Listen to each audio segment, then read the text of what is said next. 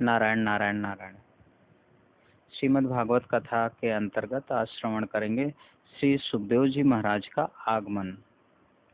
सच्चिदानंद रूपाय विश्वोत्पत्त्यादि Hathaway तापत्रय विनाशाय श्री कृष्णाय वयम नमः। बोलिए बाल कृष्ण लाल की जय।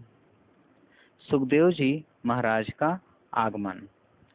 सुखदेव जी महाराज गुरु नहीं है। गुरु कौन होता है? जो शब्दों के द्वारा ज्ञान को बांटता है। सुखदेव जी महाराज सद्गुरु हैं, भगवान की प्रेरणा से आए हैं। सुखदेव जी महाराज ने राजा के मस्तक पर हाथ रखा है। राजा कृतार्थ हुआ है। राजा ने 2 प्रश्न किए हैं। जिसका मरण समीप है उसको क्या नहीं करना चाहिए और क्या करना चाहिए, वह मुझे समझाओ। मानव का कल्याण हो ऐसा उपदेश करो। सुखदेव जी महाराज प्रसन्न हो गए। राजा ने ऐसा प्रश्न नहीं किया कि मेरा कल्याण हो, ऐसा उपदेश करो मानव का कल्याण हो, ऐसा प्रश्न किया है। सुखदेव जी महाराज बोले, राजा तुमने बहुत अच्छा प्रश्न किया है। मानव जीवन की अंतिम परीक्षा मरण है। जिसका मरण मंगलमय हुआ, समझना उसका जीवन मंगलमय था। जिसका मरण बिगड़ गया, समझना उसका जीवन भी कुछ बिगड़ा था। पाप से मरण बिगड़ता है। साधारण पाप मानव करता है। भगवान बड़े उदार हैं, क्षमा कर देते हैं। मानव जीवन में कभी कभी ऐसे पाप करता है जिसकी क्षमा करने की इच्छा भगवान को भी नहीं होती। ये पाप क्षमा करने जैसा नहीं है। इस पाप की सजा होनी ही चाहिए। अंतकाल में जीवात्मा को पाप दिखते हैं, इसलिए उसको भय लगता है। अब मुझे मार पड़ेगी, अब मुझे बहुत सजा होने वाली है। जीव को भय लगता है। अंतकाल में जीव घबराता है। पाप का ही भय होता है। आप बहुत प्रेम से भगवान की कथा सुनते हो, भगवान के नाम का जप करते हो। भगवान की कथा में, भगवान के नाम में पाप को नष्ट करने की शक्ति है। आपके पाप का नाश हो रहा है। आज से पाप ना करो। पाप से ही मरण बिगड़ता है। अंतकाल में पुण्य याद नहीं आते। मानव जीवन में पुण्य भी बहुत करता है। पुण्य विस्मरण हो जाते हैं, भूल जाते हैं। पाप ही याद रहता है। किसी को मृत्यु की शैया में याद आए कि मैं एक बार वृंदावन गया था, मैंने यमुना जी में स्नान किया था, मैंने बांके बिहारी लाल का दर्शन किया था, मैंने भगवान के चरणों में तुलसी जी अर्पण की थी। मृत्यु की सैया में इतना याद आ जाए तो भी मरण सुधर जाएगा। अंतकाल में पर पुण्य याद नहीं आता, पाप ही याद आता है। इसके अनेक कारण बताए हैं। मानव पुण्य करता है तब अभिमान में होता है कि मैं यज्ञ कर रहा हूँ, मैं दान देता हूँ। पुण्य में बहुत गाफिल होता है। पाप में जीव बहुत सावधान रहता है। मैं पाप करता हूँ, किसी को खबर ना पड़े, कोई जाने नहीं कि मैं पाप कर रहा हूँ। पुण्य करेगा तो पोस्टर छपवाएगा। कोई जाने नहीं कि मैं पाप कर रहा हूँ। पाप में जीव बहुत सावधान रहता है। एकाग्रचित, बड़ा मन लगा के, ध्यान लगा के मानव पाप करता है। एकाग्रचित से किया हुआ पाप ही अंतकाल में याद आता है। पुण्य करता है तो व्यग्र चित्त से करता है, इसलिए अंतकाल में पुण्य याद नहीं आते। थोड़ा विचार करो, मरण किसका होता है? जिसका जन्म है उसी का मरण है।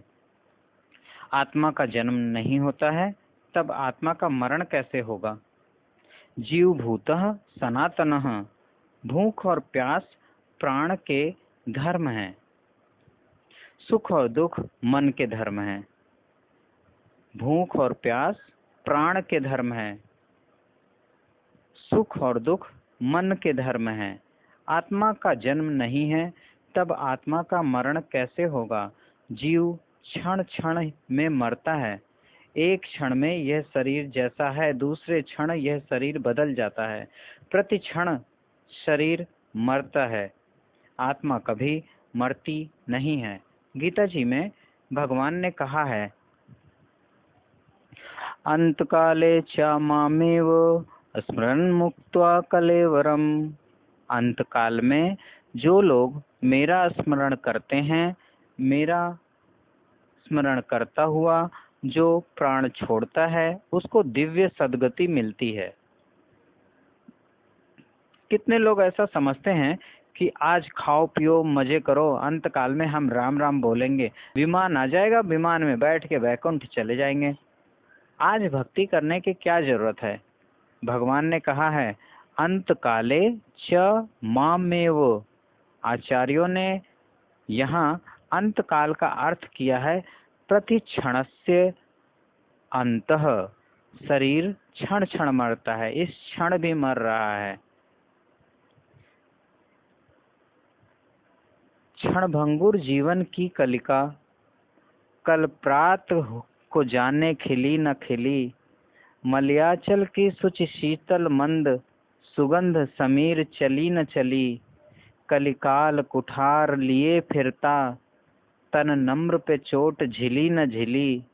रटले हरि नाम अरी रसना, फिर अंत समय पे हिली न हिली। अभी रट लो, अंत समय में ये रसना हिले कि ना हिले कुछ नहीं पता। शरीर क्षण क्षण में मरता है। प्रति क्षण भक्ति करो। जो क्षण का दुरुपयोग करता है, जो क्षण का दुरुपयोग करता है वही दुखी होता है। जो कण का दुरुपयोग करता है वह दरिद्र होता है। एक कण का भी दुरुपयोग ना करो। एक कण से अनेक जीवों का पोषण हो सकता है। यह महंगाई क्यों हुई? लोग अन्न का दुरुपयोग बहुत करते हैं। अन्न भगवान का स्वरूप है। थाली में पत्तल में जरा भी छोड़ना नहीं चाहिए। अंत में अन्न में नारायण का वास है। कितने लोग ऐसा समझते हैं कि थोड़ा सा तो छोड़ना ही चाहिए, फैशन है आजकल। एक कण भी छोड़ना नहीं चाहिए। एक कण से अनेक जीवों की तृप्ति हो सकती है। कण का जो दुरुपयोग करता है वह दूसरे जन्म में भिखारी हो जाता है। जो क्षण का दुरुपयोग करता है उसका मरण बिगड़ता है। कण और क्षण दोनों का जो सदुपयोग करता है उसका जीवन और मरण दोनों मंगलमय हो जाता है।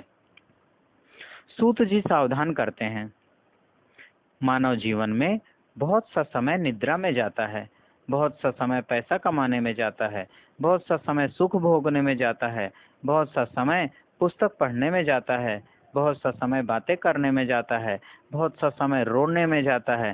शांति से बैठकर मानव भजन नहीं करता है। एक रसोइया था, वह थोड़ी रसोई बना करके किसी से मिलने गया, वहां बातें करने लगा। 1 घंटे तक वहां बैठा रहा। आधी रसोई जल गई। आकर के उसने देखा आधी रसोई जल गई है, तो फिर उसको बड़ा दुख हुआ। वह रोने लगा। 1 घंटे तक बातें की, 1 घंटे तक रोता रहा। अब सब कुछ जल गया, सब भस्म हो गया। मानव की भी ऐसी ही दशा है। बातें करता है, रोता है, अब शरीर बिगड़ गया, अब कुछ भजन ही नहीं होता है, सब बिगड़ गया, सारा जल गया, सब भस्म हो गया। बहुत से लोग अच्छी अच्छी पुस्तकें पढ़ते हैं, ठीक है, शांति से बैठकर भजन नहीं करते। अच्छी पुस्तकें पढ़ने से बहुत लाभ नहीं है। जो बहुत पुस्तकें पढ़ता है वह बातें करता है। जो बहुत पुस्तकें पढ़ता है उसका शब्द ज्ञान बढ़ जाता है। शब्द ज्ञान जब बढ़ जाता है तो वह साधु संतों की परीक्षा करता है कि देखूं महाराज को पता है कि नहीं पता है। जब पढ़ा लिखा कथा में, बहुत पढ़ा लिखा कथा में नहीं जाता है, कदाचित जाए भी तो अकड़ करके बैठ के कथा सुनता है। मैं सब जानता हूँ, बातें करता है। 2 वर्ष पहले एक महाराज आए थे, वे बहुत अच्छी कथा करते थे। सभी महाराज अच्छे हैं, आप सभी लोग भी अच्छे हैं। अपने मन को कभी देखा है? मेरा मन कैसा है? अपने मन को कभी देखा है? मेरा मन कैसा है? मानव जगत को देखता है, अपने मन को नहीं देखता। मानव मन को देखे तो खबर पड़े कि मेरा मन जितना बिगड़ा हुआ है उतना इस संसार में कुछ भी बिगड़ा हुआ नहीं है। जो बहुत पुस्तक पढ़ता है वह चर्चा करता है, शांति से बैठकर भक्ति नहीं करता। मानव जीवन में बहुत सा समय पढ़ने में जाता है, बहुत सी समय बातें करने में जाता है। मानव भक्ति नहीं करता। काल सभी को सावधान करता है, अब मैं आने वाला हूँ, अब मेरा समय हो गया है।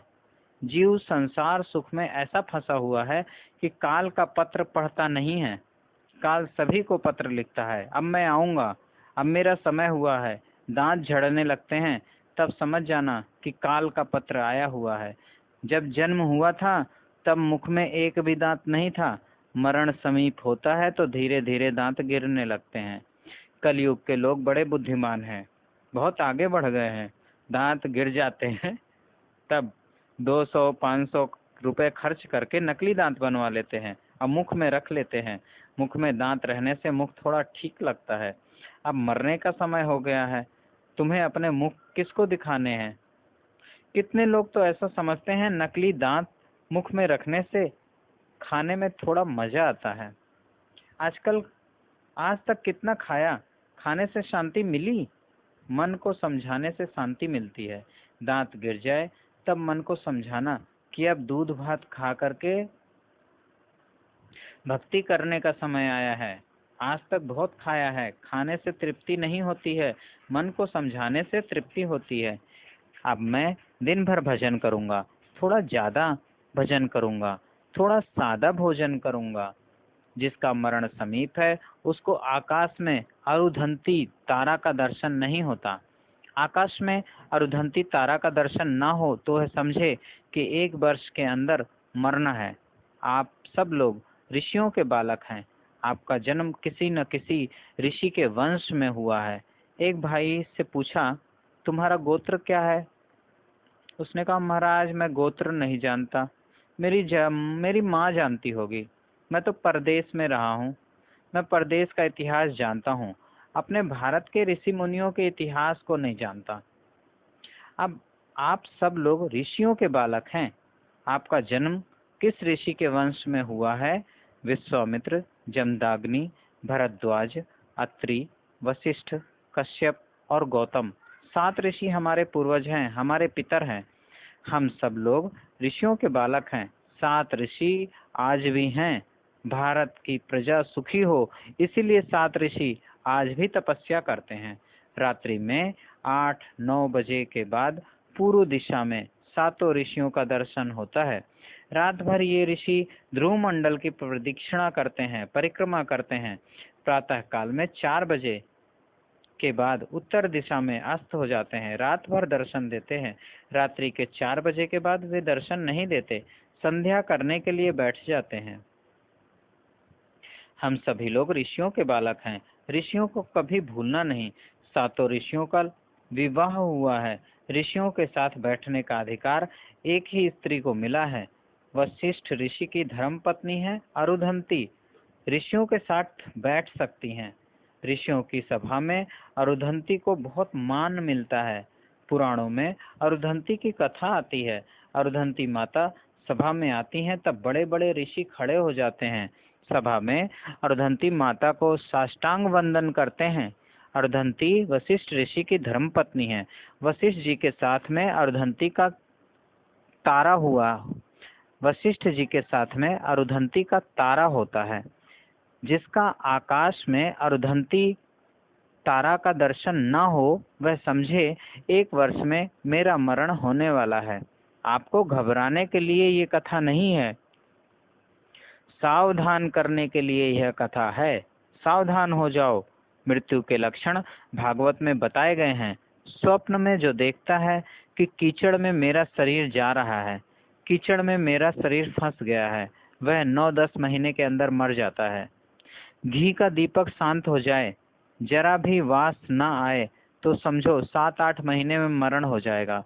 स्वप्न में गधे के ऊपर बैठा हूँ, जो कोई ऐसा देखे तो समझे 5-6 महीने में मेरा मरण हो जाएगा। ये सब लक्षण हैं। कदाचित भूल जाओ तो हरज नहीं। अब अंत में एक लक्षण बताते हैं, इसे कभी भूलना नहीं, याद रखना, काम में आएगा। डॉक्टर में विश्वास रखो, अति विश्वास रखना नहीं। अति विश्वास ऋषियों में रखो। डॉक्टर कोई वक्त समझ भी जाता है तो भी इंजेक्शन देता है। वो जानता है अब नहीं बचेगा, फिर भी इंजेक्शन देता है। वह विचार करता है इसका जो होने वाला हो सो हो, मेरे इंजेक्शन का पैसा तो मुझे मिलने ही वाला है। अंदर से ओमकार का अखंड नाद होता है। बड़े बड़े संत ओमकार का ध्यान करते हैं, ओमकार का जप करते हैं, ओमकार का स्मरण करते हैं, अंदर से रकार ध्वनि अखंड होती है। जो गूंगा है वह भी ओमकार बोलता है। परमात्मा का नाम है ओम। नाद ब्रह्म की उपासना करने से जगत का संबंध छूटता है। जगत का संबंध छूटने से ब्रह्म संबंध होता है। संत ओमकार को सुनते हैं, ओमकार का जप करते हैं। मन बाहर बहुत घूमता है, इसलिए अंदर से जो ओमकार का जप होता है, जो ध्वनि निकलती है, वह मानव नहीं सुनता है।